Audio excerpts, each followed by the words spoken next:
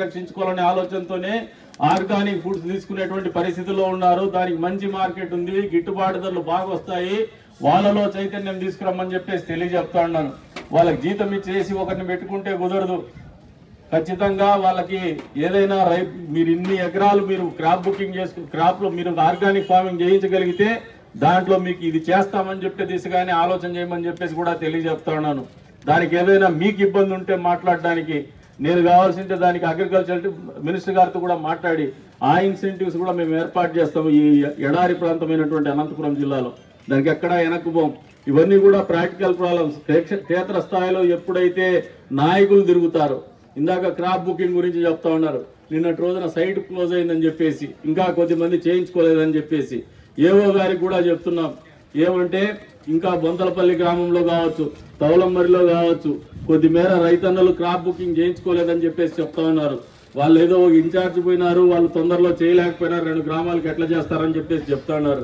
నాయకులకు కూడా విజ్ఞప్తి చేస్తాను, ఈ వేదిక మీద నుంచి మనకు కూడా బాధ్యత ఉంది. మన ప్రాంత రైతుల్ని కాపాడుకునేటువంటి బాధ్యత ఉంది. ఏదైతే ఎన్నికల సమయంలో మనం ఓట్లు అడిగేటువంటి కార్యక్రమం చేస్తామో దానికి కనీసం ఒక 30% దాంట్లో పని చేయగలిగితే వాళ్ళకి మంచి చేయగలుగుతాం. ఆ క్రాప్ బుకింగ్ రోజు మనం కూడా అధికారులతో మనం ఎండబోయేసి ఏ పార్టీ వాడైనా రైతన్నల్ని దగ్గరికి తీసుకొని వాళ్ళ క్రాప్ బుకింగ్ చేయించండి, ఇది మన ప్రభుత్వం, మంచి ప్రభుత్వం అని చెప్పి సందర్భంగా తెలియజేస్తా ఉన్నాను.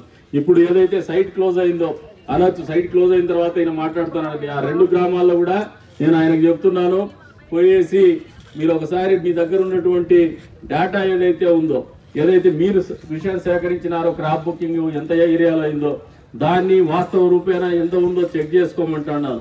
ఎక్కడైనా తేడా ఉంటే కలెక్టర్ గారితో మాట్లాడి సైట్ క్లోజ్ అయినా కూడా దాన్ని సవరించేటువంటి పరిస్థితులు చేస్తామని చెప్పేసి కూడా ఈ సందర్భంగా తెలియజేస్తా ఉన్నాను. కాబట్టి మీ ప్రతి కష్టము ఏదైనా మాకు తెలిసిన వెంటనే ఆలోచన చేస్తాం, అర్థం చేసుకుంటాం, సహృదయంతో దాన్ని పరిష్కారం చేస్తాం. కాబట్టి ఇది మంచి ప్రభుత్వం అని మీకు అందరికి కూడా తెలియజేసుకుంటూ, భవిష్యత్తులో హంద్రీనివాని కూడా కాలం వెడల్పు పెంచబోతున్నాం. ఈ ప్రాంతంలో ఇంకా మీకు ఏదైనా కూడా ఆలోచన చేయగలిగి చెప్పగలిగితే, ఇందాక జాగృతి వాళ్ళు జనజాగృతి వాళ్ళు కూడా చెప్తున్నారు వాటర్ హార్వెస్టింగ్ గురించి.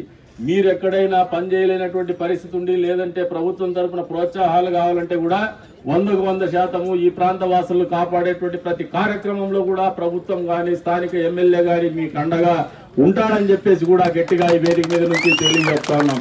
మీకోసం పనిచేసేటువంటి ప్రభుత్వం ఎమ్మెల్యే మీ ముందున్నాడనేది ఒక నమ్మకంతో, ఒక విశ్వాసంతో మీరు ఉండండి అని చెప్పేసి కూడా ఈ వేదిక మీద నుంచి కోరుతున్నాం. భవిష్యత్తులో ఏ కార్యక్రమం, ఏ కష్టం వచ్చినా ఈ ప్రాంతంలో మా ప్రభుత్వం అండగా ఉంటుంది, దాన్ని పరిష్కారం చేసే దిశగా ఉంటుందని చెప్పేసి తెలియజెప్పుకుంటూ మరొకసారి మీ అందరికి కూడా సగర్వంగా సవినయంగా తెలియజేస్తున్నాం. ఈ చంద్రబాబు నాయుడు గారి నాయకత్వంలో ఏర్పడినటువంటి ఈ కూటమి ప్రభుత్వం ఖచ్చితంగా మంచి ప్రభుత్వం.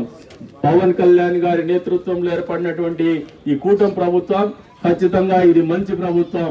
అదే రకంగా నరేంద్ర మోడీ గారి స్ఫూర్తితో పురంధరేశ్వరి గారి నాయకత్వంలో ఏర్పడినటువంటి ఈ కూటమి ప్రభుత్వం 100% మంచి ప్రభుత్వం అని చెప్పేసి తెలియజేసుకుంటూ అవకాశం కల్పించిన ప్రతి ఒక్కరికి కూడా పేరు పేరున ధన్యవాదాలు తెలుసుకుంటూ సెలవు తీసుకుంటున్నాము. జై